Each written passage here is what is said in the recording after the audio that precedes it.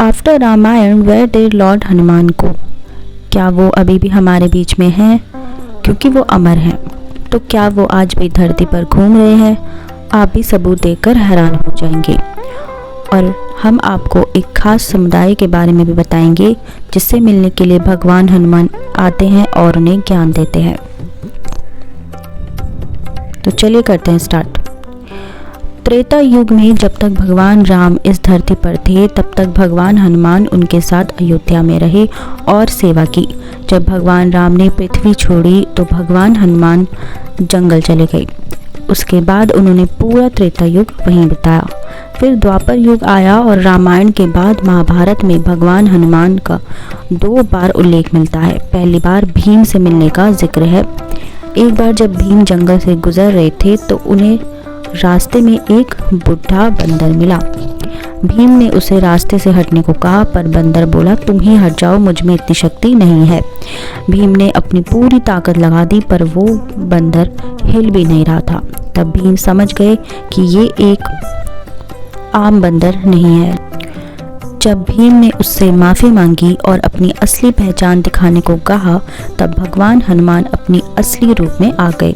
तभी भीम समझ गए कि ये तो भगवान हनुमान है। भगवान हनुमान ने भीम का अहंकार तोड़ने के लिए ये सब किया था क्योंकि उस वक्त भीम अपनी ताकत पर बहुत गर्व कर रहे थे। उसके बाद महाभारत के युद्ध में भगवान हनुमान अर्जुन के साथ अर्जुन के रथ के ध्वज यानी झंडा पर विराजमान रहे। जब युद्ध समाप्त हुआ तो जैसे ही भगवान हनुमान अपने असली रूप में आए और चले गए, अर्जुन का रथ तुरंत राख में बदल गया।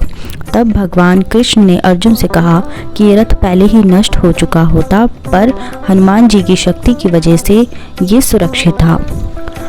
कलयुग में भगवान हनुमान को जीवित देवता माना जाता है। ये माना जाता है कि भगवान हनुमान आज भी इस धरती पर हैं। जब भी उनके भक्तों द्वारा सच्ची श्रद्धा से उन्हें याद किया जाता है तब वो प्रकट होते हैं।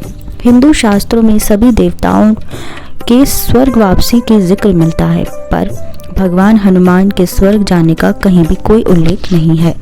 महान संतों जैसे तुलसीदास जी और स्वामी रामदास ने भी कहा है कि उन्होंने भगवान हनुमान के दर्शन किए हैं। तुलसीदास जी को भगवान हनुमान ने स्वतः दर्शन दिए और उन्हें मार्गदर्शन दिखाया। भक्तों का कहना है कि जहाँ रामायण का पाठ होता है या जहाँ भगवान राम का नाम लिया जाता है वहाँ हनुमान जी ज़रूर आते हैं। अगर हम धार्मिक दृष्टि से देखें तो दुनिया के कई अलग अलग स्थल पर विशाल पद चिन्ह मिले हैं जो ये दिखाते हैं कि किसी बहुत बड़े शारीरिक आकार वाले व्यक्ति का वहाँ होना संभव है। ये पद चिन्ह कई देशों में पाए गए हैं। साइंटिस्ट का कहना है कि ये किसी ऐसे व्यक्ति के हैं जिसका शारीरिक आकार सामान्य इंसानों से बहुत बड़ा रहा होगा। अब क्वेश्चन ये उठता है कि क्या हनुमान जी एक विशेष समुदाय से मिलने आते हैं? पिद्रू पर्वत श्रीलंका के घने जंगलों में एक विशेष जनजाति ट्राइब रहती है जो भगवान हनुमान को 41 ईयर में एक बार देखने का दावा करती है।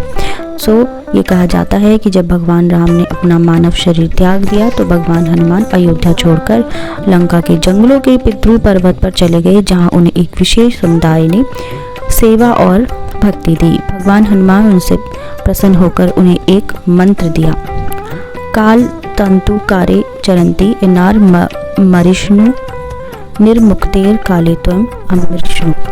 और उन्होंने कहा कि जो भी सच्चे मन से ये मंत्र पढ़ेगा मैं एक पल में उसके सामने प्रकट हो जाऊंगा। लेकिन ये मंत्र सिर्फ उसी व्यक्ति के लिए काम करेगा जो मुझसे आत्मा से जुड़ा होगा। जहाँ ये मंत्र पढ़ा जाएगा वहाँ कोई भी अविश्वासी व्यक्ति नहीं होना चाहिए। मेहतांग जनजाति जो श्रीलंका के जंगल में रहती है आज भी भगवान हनुमान से जुड़ी हुई है। उनका कहना है कि 2014 में भगवान हनुमान उनके बीच आए थे और 41 ईयर बाद भी 2055 में वापस आएंगे। सेतु संगठन के अनुसार ये लोग हर बार भगवान हनुमान से मिली हर बात को हनु पुस्तक में लिख लेते हैं। ये भी माना जाता है कि भगवान हनुमान हिमालय पर भी रहते हैं। दुनिया भर में एक शक्ति और बुद्धिमत्ता वाले वानर की कहानियाँ बहुत मशहूर हैं, जैसे चाइना का मंकी किंग जो इतना शक्तिशाली था कि देवता भी उससे लड़ नहीं सकते थे। ये कहानी भगवान हनुमान से मिलती है।